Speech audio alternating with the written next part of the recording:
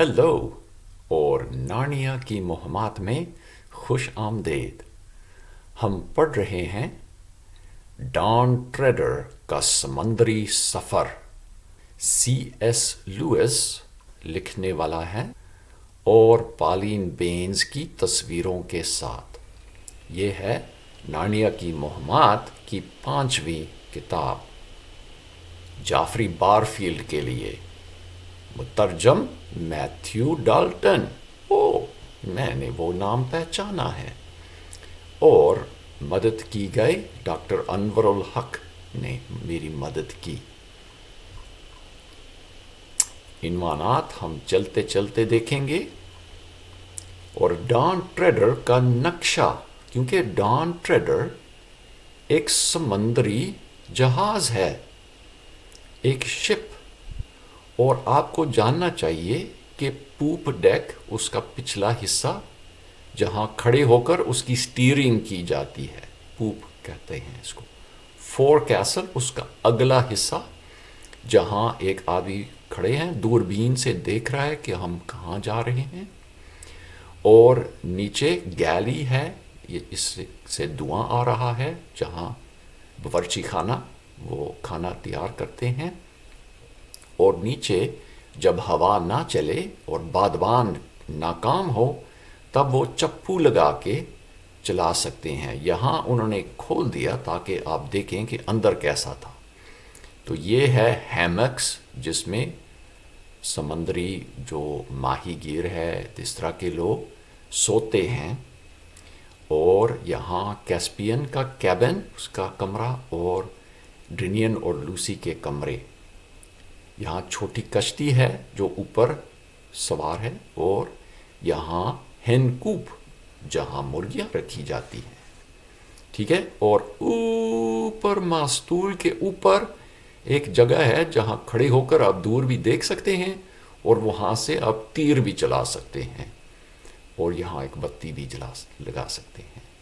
ये याद रखिए, और बाद में अगर आपको याद ना हो, आप पीछे इस एडिशन में पहली चैप्टर में देख सकते हैं कि वहाँ क्या है।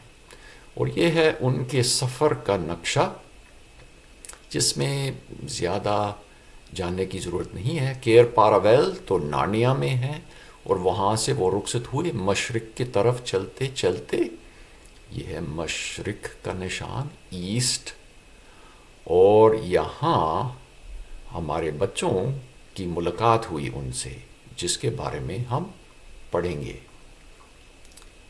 पहला बाब, एक सोने वाले कमरे की तस्वीर। एक लड़का था जिसका नाम यूस्टस क्लेरेंस स्क्रब था, और सच में वो उस अजीब नाम के लायक भी था। उसके वालिदैन उसको यूस्टस क्लेरेंस कहकर पुकारते थे, और मैं बता नहीं सकता कि उसके दोस्त क्या कहते थे, क्योंकि उसका एक भी दोस्त नहीं था। वो अपने वालिदैन को अम्मी और अब्बू नहीं कहता था, बल्कि उनके नाम यानी हैरोल्ड और अल्बर्टा कहता था। वो बहुत ज़्यादा मॉडर्न थे। वो ना गोश्त खाते थे, ना सिगरेट पीते थे, ना शराब या मैं पीते थे। इसके अलावा वो ख़ास बुनियान भी पहना करते थे। उनके घर में बहुत कम कुर्सियां और मेज़ें थीं। उनके पलंगों पर बहुत कम कंबल थे, और उनकी खिड़कियां हमेशा खुली रहती थीं। यूस्टस उन जानवरों को बहुत पसंद करता था जो मरा हुआ हो, और ख़ासकर उन रेंगने वाले कीड़े मकोड़ों को जो पिन के साथ किसी डिस्प्ले पर लगी हुई होती हैं। वो ऐसी किताबों को पसंद करता था जिनमें ज़्यादा से ज़्यादा हक़ाइक़ दर्ज होते हैं, और जिनमें उन मोटे ताज़े बच्चों की तस्वीर हैं जो एक जैसे मेज़ों के सामने वर्जिश करते हैं।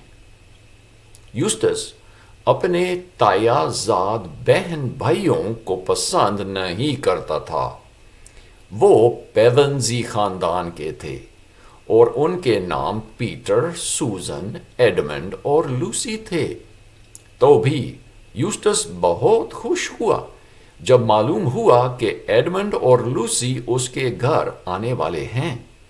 وہ اس لیے کہ دل ہی دل میں یوسٹس کو دوسروں پر حکومت جتانے کا بہت زیادہ شوق تھا، اور جب کہ وہ خود بھی اتنا چھوٹا اور کمزور تھا کہ لوسی کا سامنا کرنا بھی مشکل تھا، اور وہ کبھی بھی ایڈمنڈ سے لڑ نہیں سکتا تھا، تو بھی وہ جانتا تھا کہ اپنے گھر میں ان کو تنگ کرنے کے لیے بہت زیادہ مواقع ملنے والے ہیں۔ ایڈمنڈ اور لوسی اپنے تایا ہیرولڈ اور تائی البرٹا کے گھر میں رہنا نہیں چاہتے تھے۔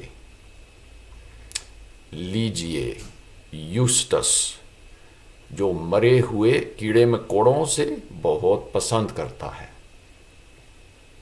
لیکن اور کوئی چارہ نہیں تھا۔ ان کے والد صاحب کو امریکہ میں لیکچر دینے کا کام ملا، اور وہ بھی 16 ہفتوں تک، اور امی جان کو اس کے ساتھ جانا ہی جانا تھا، کیونکہ 10 سال سے اس کی کبھی چھٹی نہیں ہوئی۔ پیٹر کو پروفیسر کرک کے گھر میں کسی امتحان کی تیاری کرنا تھا۔ پروفیسر کرک وہی تھا جس کے گھر میں بچوں کی بہت خاص مہم ہوئی تھی جب دوسری عظیم جنگ چل رہی تھی۔ اگر پروفیسر صاحب ابھی بھی اسی گھر میں ہوتا تو یقیناً وہ ایڈمنڈ اور لوسی کو بھی بلاتا، لیکن حالت بگڑنے کی وجہ سے وہ اب غریب ہو گیا تھا، جس کی وجہ سے وہ چھوٹے گھر میں رہتا تھا جہاں ایک ہی کمرہ فالتو تھا۔ تینوں کو ساتھ میں امریکہ لے جانا تو بہت زیادہ مہنگا کھیل تھا، اور اس لیے والدین نے صرف سوزن کو ساتھ میں لے لیا۔ بڑوں کا خیال تھا کہ خاندان میں سوزن سب سے پیاری ہے، اور جب کہ اور لحاظ سے وہ بہت بڑی تھی، اس کے اسکول کے کام میں کوئی دلچسپی نہیں تھی، اور امی کا خیال تھا کہ چھوٹی لوسی اور ایڈمنڈ کے مقابلے میں سوزن امریکہ دیکھ کر زیادہ سیکھ پائے گی۔ ایڈمنڈ اور لوسی نے کوشش کی کہ سوزن کے لیے برا نہ سوچیں، لیکن تایا اور تائی کے گھر میں گرمی کی چھٹیاں گزارنا بہت زیادہ برا خیال تھا۔ لیکن میرے لیے اور زیادہ برا ہے، ایڈمنڈ نے لوسی کو کہا، کیونکہ آپ کا اپنا کمرہ ہوگا اور مجھے اس گندے یوسٹس کے کمرے میں رہنا پڑے گا۔ یہ کہانی اس وقت شروع ہوتی ہے جب ایڈمنڈ اور لوسی اکیلے ہونے کا مزہ لے رہے تھے۔ ظاہر سی بات ہے کہ وہ نارنیا کے بارے میں بات چیت کر رہے تھے، جو کہ ان کی راز کا ملک تھا۔ شاید ہم میں سے زیادہ لوگوں کا کوئی ایسا ملک ہے جو فرضی ہے۔ ایڈمنڈ اور لوسی کا بھی تھا، لیکن وہ ہم سے زیادہ خوش قسمت تھے کیونکہ ان کا فرضی ملک سچ میں حقیقی تھا۔ وہ 2 بار وہاں گئے تھے، کسی خواب یا کھیل میں نہیں بلکہ حقیقت میں۔ وہ جادو کے ذریعے وہاں پہنچے، جو کہ وہاں جانے کا واحد طریقہ ہے، اور اس وقت نارنیا میں ہی ان کو بتایا گیا کہ آپ واپس بھی آئیں گے۔ اس لیے آپ سمجھ سکتے ہیں کہ جب بھی موقع مل جاتا وہ نارنیا کے بارے میں بہت زیادہ بات چیت کرتے تھے۔ وہ لوسی کے کمرے میں پلنگ کے کنارے پر بیٹھے ایک تصویر کو دیکھ رہے تھے جو دیوار پر لگی ہوئی تھی۔ اس پورے گھر میں یہ واحد تصویر تھی جس کو وہ پسند کرتے تھے۔ تائی البرٹا اس کو پسند نہیں کرتی تھی، اور اس لیے اس نے اس پچھلے کمرے کی دیوار پر لٹکائی تھی۔ اس نے اس کو پھینک نہیں دی کیونکہ شادی کے موقع پر کسی نے ان کو دی تھی اور وہ اس آدمی کو ناراض نہیں کرنا چاہتی تھی۔ تصویر میں سمندری جہاز تھا اور وہ سیدھا آپ کی طرف آ رہا تھا۔ اس کا اگلا حصہ اژدہا کا سر جیسا بنا ہوا تھا اور اژدہا کا منہ کھلا اور خوش تھا۔ سمندری جہاز کا مستول ایک ہی تھا اور اس پر لٹکا ہوا بادبان خوبصورت گلابی رنگ کا تھا۔ جہاز کے دونوں طرف اژدہا کے پر تھے جن پر سونے کے لکیر بہت اچھے لگتے تھے۔ وہ جہاز ابھی خوبصورت نیلے لہر پر چڑھ کر نیچے اور دیکھنے والے کی طرف اترنے والا تھا۔ جہاز کے گزرنے کی وجہ سے لہر سفید ہو رہی تھی، جس سے معلوم ہوتا تھا کہ وہ تیزی سے چلتی ہوا کے آگے دوڑ رہا تھا۔ جہاز اپنے بائیں طرف تھوڑا سا ہلا ہوا تھا۔ دھوپ کی روشنی اس طرف سے جہاز پر پڑ رہی تھی اور وہاں سمندر میں مختلف رنگ تھے۔ جہاز کی دوسری طرف اس کے چھاؤں میں پانی زیادہ تاریک نظر آتا تھا۔ سوال یہ ہے، ایڈمن نے کہا، کہ آیا نارنیا کے جہاز دیکھ کر ہم زیادہ مایوس ہو جاتے ہیں یا کم، جبکہ ہم وہاں جا نہیں سکتے؟ پھر بھی کچھ نہ کرنے سے دیکھنا بہتر ہے، لوسی نے کہا، اور وہ سچ میں نارنیا والا سمندری جہاز ہے۔ ابھی تک وہ پرانے کھیل میں لگے ہیں، یوسٹس نے دروازے میں داخل ہو کر کہا۔ ظاہر تھا کہ وہ کمرے کے دروازے پر سن رہا تھا۔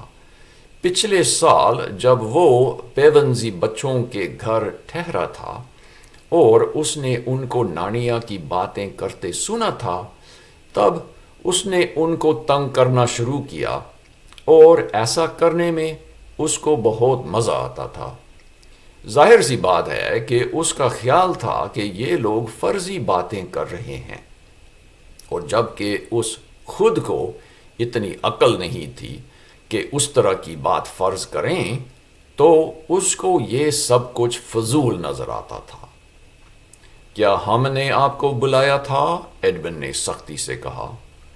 یوسٹس نے اس کو نظر انداز کرتے ہوئے کہا، میں ایک شعر تیار کر رہا ہوں، کچھ اس طرح کا: کچھ ایسے بچے نارنیا کے بارے میں کھیلتے ہوئے کچھ اور زیادہ پاگل ہوتے گئے۔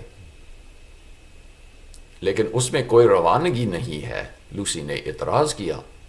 نہیں، وہ اور قسم کا شعر ہے، یوسٹس نے کہا۔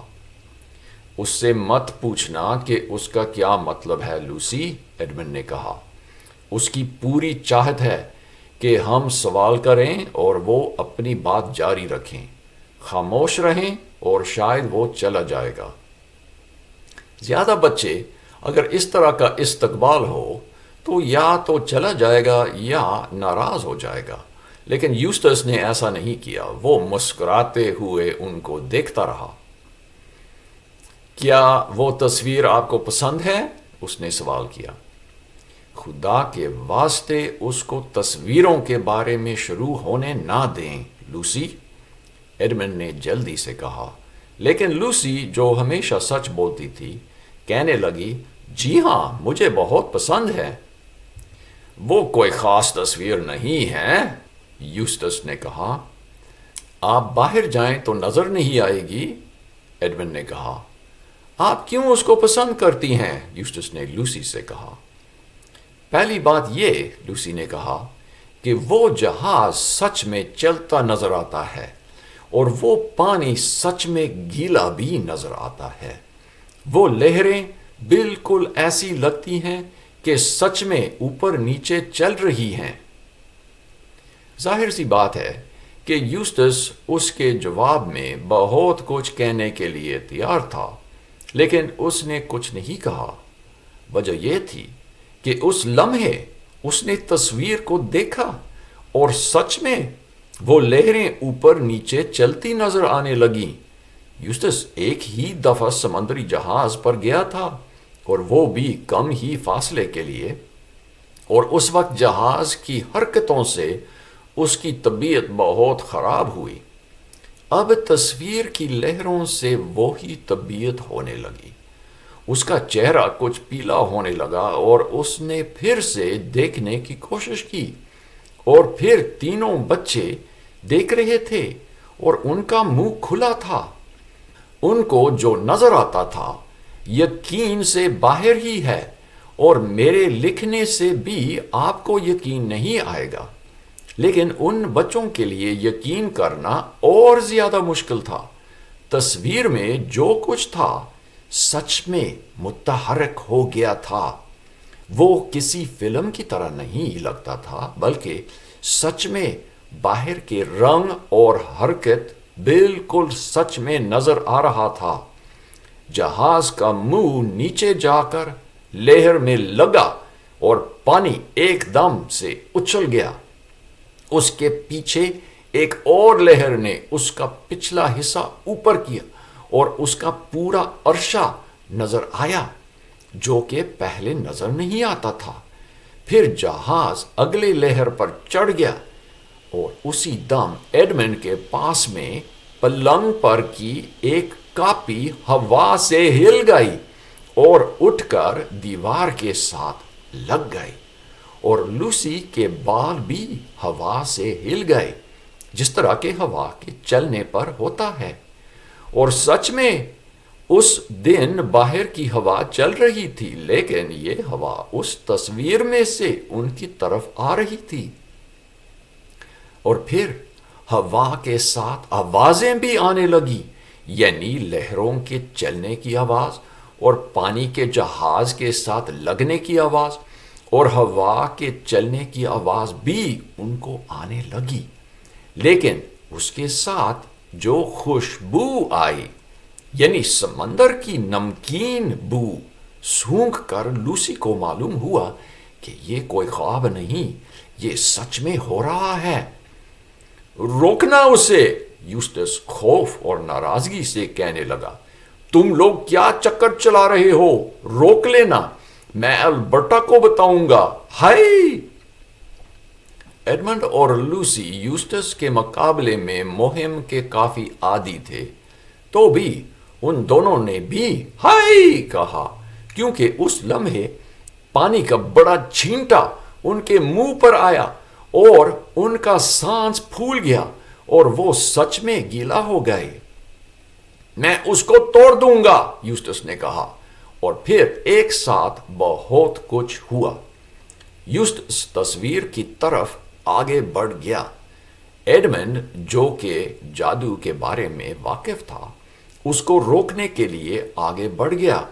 لوسی نے پیچھے سے اس کو پکڑ لیا تاکہ وہ آگے نہ گر جائیں، لیکن وہ بھی ساتھ میں آگے گئی، اور اب یا تو وہ بہت چھوٹے ہو گئے تھے، یا تو تصویر بہت بڑی ہو گئی تھی، کیونکہ یوسٹس اس کو دیوار سے کھینچنے کے بجائے اس کے فریم پر کھڑا تھا، اور اس کے سامنے کوئی شیشہ نہیں تھا، بلکہ گیلا سمندر، جیسے کہ وہ کسی چٹان پر کھڑا تھا۔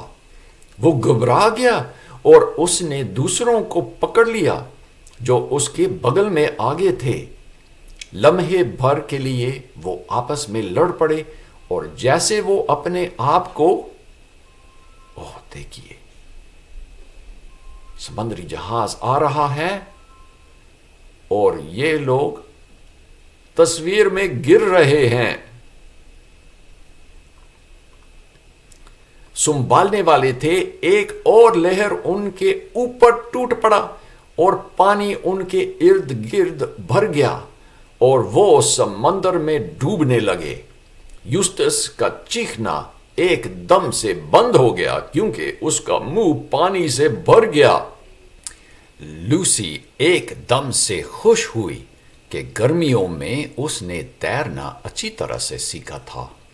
ہاں، یہ سچ ہے کہ اس کے لیے بہتر ہوتا اگر وہ اتنا زیادہ زور نہیں لگاتی، اور یہ بھی سچ ہے کہ پانی بہت ٹھنڈا تھا جبکہ تصویر میں ایسا نظر نہیں آتا تھا، پھر بھی وہ گھبرائی نہیں اور اس نے وہ کیا جو کہ سب کو کرنا چاہیے اگر ایک دم سے پانی میں گر جائے، یعنی اس نے جلدی جلدی اپنی جوتیاں اتار دیں، بلکہ اس نے اپنے منہ بند کیا اور آنکھیں کھلی بھی رکھیں۔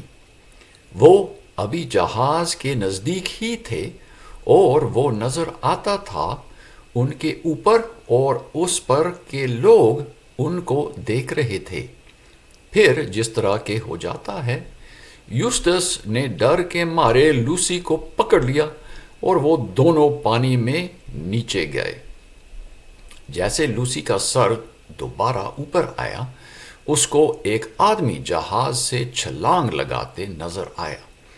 ایڈمنڈ اس کے بغل میں تیر رہا تھا اور اس نے یوسٹس کے بازوؤں کو پکڑا تھا۔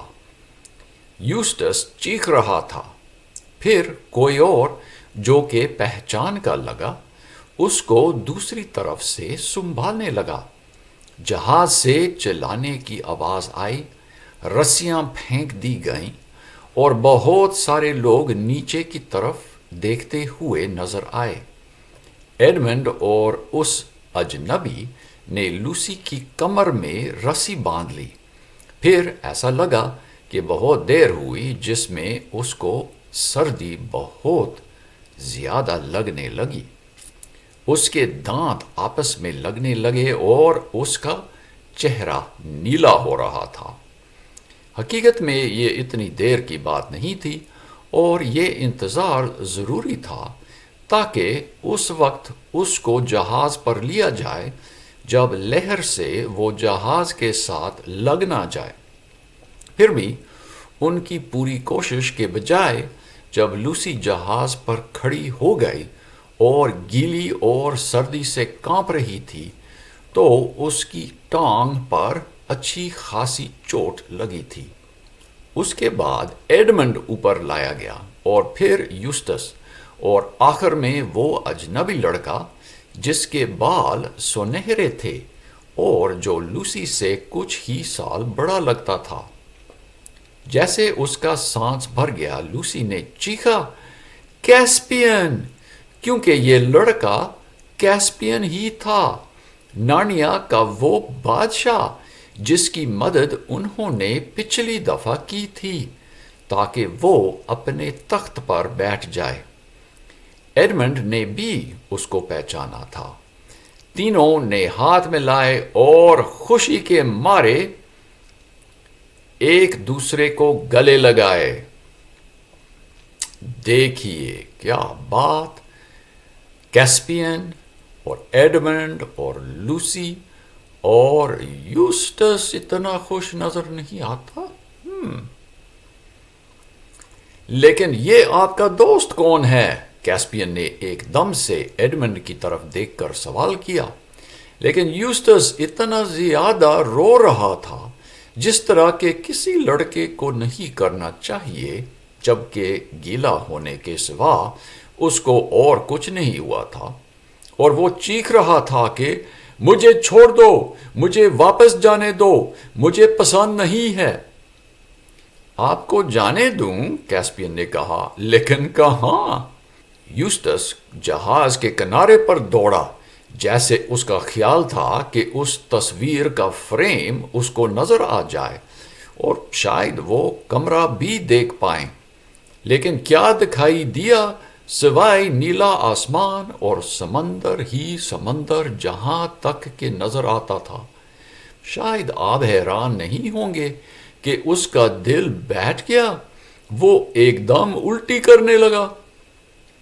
رائنلف بیٹا، کیسپین نے ایک کشتی ران کو کہا، ان حضرات کے لیے نمکین میں لے آئیں، ان کو کچھ گرم گرم کی ضرورت ہے جبکہ اس پانی میں سے نکالے گئے ہیں۔ اس نے ایڈمنڈ اور لوسی کو حضرات اس لیے کہا کیونکہ وہ اور پیٹر اور سوزن بھی نارنیا میں ایک زمانے سے راجا اور رانیاں رہے تھے۔ نارنیا کا وقت ہمارے وقت سے مختلف ہے۔ اگر آپ سینکڑوں سال نارنیا میں گزاریں، پھر بھی ہماری دنیا میں آپ کی واپسی اسی وقت ہوگی جب آپ چلے گئے تھے، اور پھر اگر آپ ایک ہفتے کے بعد واپس نارنیا میں گئے تو پھر وہاں 1000 سال گزر گیا ہو سکتا تھا، یا ایک ہی دن، یا کچھ بھی وقت نہیں۔ اس لیے جب پیونزی بچے پچھلی مرتبہ نارنیا میں گئے، وہ کچھ اس طرح تھا جیسے اگر آج کے دن میں پرانے زمانے کے بادشاہ آرتھر UK میں آج کے دن واپس آ جائے، اور کچھ لوگوں کا خیال ہے کہ ایسا ہوگا بھی، اور میرے خیال سے وہ جلدی واپس آ جائے تو اچھا رہے گا۔ رائنلف نمکین میں 4 گرم گرم پیالوں میں لے کر آیا۔ یہ بالکل ان کی ضرورت کے مطابق تھا، اور ایڈمنڈ اور لوسی اس کی چسکیاں لے کر پاؤں کی انگلیوں تک گرمی محسوس کرنے لگے، لیکن یوسٹس نے برا منہ بنایا اور وہ پھر سے الٹی کر گیا اور چیخنے لگا کہ مجھے کوئی خاص قسم کی صحت بخش کھانے کی ضرورت ہے، اور اس کے ساتھ میں بوتل والا پانی، اور مجھے اگلے جزیرے پر چھوڑ دیں۔ بھائی جی، آپ تو ایک بہت خوشی منانے والے ساتھی لے کر آئے ہیں، کیسپین نے ایڈمنڈ کو سرگوشی میں کہا، لیکن اس سے پہلے کہ وہ جواب دیں، یوسٹس پھر سے چیخنے لگا، ہائے ہائے، وہ کیا ہے؟ اس کو مجھ سے دور کر دیں۔ اور سچ میں اس بار اس کی حیرانگی واجب تھی، کیونکہ کمرے میں سے ایک حیران کن چیز نکل کر ان کی طرف آ رہی تھی۔ آپ اس کو چوہیا کہہ سکتے ہیں کیونکہ وہ چوہیا ہی تھی، لیکن وہ عام چوہیا نہیں تھی، کیونکہ وہ اپنی پچھلی ٹانگوں پر چل کر آ رہی تھی، اور وہ غالباً 2 فٹ لمبی تھی۔ اس کے سر پر ایک باریک تار کا تاج تھا، اور اس میں سرخ پر، دیکھیے، ریپی چیپ سرخ پر لگایا گیا تھا، جبکہ چوہیا کے بال تقریباً کالے تھے۔ یہ بہت اچھا لگتا تھا۔ اس کے دائیں ہاتھ تلوار کے دستے پر تھا، اور تلوار اس کے دوم کی طرح لمبی تھی۔ وہ جیسے نزدیک آ رہی تھی، اس کا چلنا بہت متوازن تھا، اور اس کا طور طریقہ شاہی تھا۔ لوسی اور ایڈمنڈ نے ایک دم سے اس کو پہچانا۔ وہ تھا ریپی چیپ، نارنیا کا سب سے زیادہ مشہور بولنے والا جانور اور چوہیوں کا سربراہ۔ بیرونا کی دوسری جنگ میں اس کی بہت زیادہ عزت ہوئی تھی۔ لوسی چاہتی تھی کہ اس کو پکڑ کر گلے لگائیں جیسے وہ ایک بچہ ہو، لیکن وہ جانتی تھی کہ ایسا کیا نہیں جا سکتا تھا، کیونکہ ریپی چیپ کو بہت زیادہ ٹھوکر لگے گی۔ اس کے بجائے اس نے گھٹنے ٹیک کر اس سے بات کی۔ ریپی چیپ نے بائیں ٹانگ آگے کیا اور گھٹنے ٹیک کر لوسی کا ہاتھ چوم لیا۔ پھر سیدھا ہو کر اس نے اپنے مونچھیں بنائے اور باریک آواز میں کہا، آپ کی خدمت میں رانی جی، اور آپ کی بھی راجا ایڈمنڈ۔ اور یہاں اس نے پھر سے گھٹنا ٹیکا۔ ہماری اس زبردست سفر میں آپ شاہی حضرات کی کمی ہی تھی۔ ہائے، اس کو یہاں سے لے جائیں، یوسٹس کہنے لگا۔ مجھے چوہیوں سے نفرت ہے، اور سرکس والے جانور میری برداشت سے باہر ہیں۔ وہ مضحکہ چیز اور گندے ہیں۔ یوسٹس کو بہت غور سے دیکھنے کے بعد ریپی چیپ نے لوسی کو کہا کہ کیا مجھے ماننا پڑے گا کہ یہ بدتمیز شخص آپ کے مہمان ہیں؟ کیونکہ اگر ایسا نہیں ہے تو اسی لمحے ایڈمنڈ اور لوسی دونوں نے چھینک ماری۔ ہائے، میں کتنا بیوقوف ہوں کہ آپ کو گیلا گیلا یہاں باتوں میں لگایا، کیسپین نے کہا۔ ایک دم سے نیچے آ کر اپنے کپڑے تبدیل کر دیں۔ لوسی، میں آپ کو اپنا کمرہ دوں گا، لیکن عورت والے کپڑے نہ ہونے کی وجہ سے آپ کو میرے کپڑوں میں سے انتظام کرنا پڑے گا۔ ریپی چیپ دوست، راستہ دکھائیں۔ عورت کی مدد کرنے کے سامنے عزت کی بات بھی چھوڑنی پڑتی ہے، کم از کم کچھ دیر کے لیے۔ اور یہاں ریپی چیپ نے غصے کی نظر یوسٹس پر لگائی، لیکن کیسپین نے جلدی جلدی ان کو نیچے لے لیا، اور کچھ ہی وقت میں لوسی پیچھے والے کمرے میں جا رہی تھی۔ وہ کمرہ اس کو ایک دم سے بہت اچھا لگا۔ اس میں 3 کھڑکیاں تھیں جو جہاز کے پیچھے کی طرف تھیں، جہاں پانی گھوم رہا تھا۔ میز کے 3 طرف کشن تھے، اور چھت سے چاندی کی بہت پیاری بتی لٹکی ہوئی تھی جو غالباً بونے کا کام تھا، اور آگے کی دیوار اور دروازے کے اوپر ازلان کی تصویر کندہ تھی۔ لوسی نے یہ سب کچھ لمحے بھر میں دیکھ لیا، اور کیسپین نے ایک الماری کھول کر اپنے لیے کپڑے نکالنا شروع کیا۔ یہ آپ کا کمرہ ہوگا لوسی، میں صرف اپنے لیے کچھ کپڑے نکال کر لے جاؤں گا۔ اور ساتھ ساتھ وہ کپڑے نکالتا گیا۔ پھر میں آپ کو کپڑے تبدیل کرنے کے لیے چھوڑ دوں گا۔ گیلے کپڑے باہر پھینک دیں، اور میں حکم دوں گا کہ وہ کچن میں سکھائے جائیں۔ لوسی بہت جلدی اپنے آپ کو پرسکون محسوس کرنے لگی، اور جہاز کے ہلنے سے اس کو زیادہ تکلیف نہیں ہوئی۔ دیکھیے وہ نفیس کمرہ جہاں لوسی کو ٹھہرنا ہوگا، یہاں کھڑکی، تصویریں، اور پلنگ جو لٹکا ہوا ہے، کیا مزیدار۔ جہاز کے ہلنے سے بھی اس کو کچھ بھی تکلیف نہیں ہوئی، کیونکہ پرانے زمانے میں جب وہ نارنیا میں رانی تھی، اس نے بہت بار سمندری سفر کیا تھا۔ کمرہ چھوٹا ہی تھا، اور ہر طرف لکڑی کی دیوار پر تصویریں تھیں جن میں پرندے اور دیگر جانور اور اژدہا اور بیل بھی تھے۔ سب کچھ بہت صاف ستھرا تھا۔ کیسپین کے کپڑے لوسی کے لیے بڑے تھے، لیکن پھر بھی ٹھیک تھے۔ اس کے جوتے تو بالکل ہی بڑے تھے، لیکن لوسی کو ننگے پاؤں جانے میں کوئی تکلیف نہیں تھی۔ جیسے اس نے خشک کپڑے پہن لیا، اس نے پچھلی کھڑکی سے پانی دیکھا اور لمبی سانس لی۔ اس کو پورا یقین تھا کہ یہ مہم بہت مزہ کی ہونے والی ہے۔ کیا خیال ہے، مزہ آئے گا؟ اگلے چیپٹر میں دیکھیں گے۔ خدا آپ کو خوش رکھے، پھر ملیں گے۔ خدا حافظ۔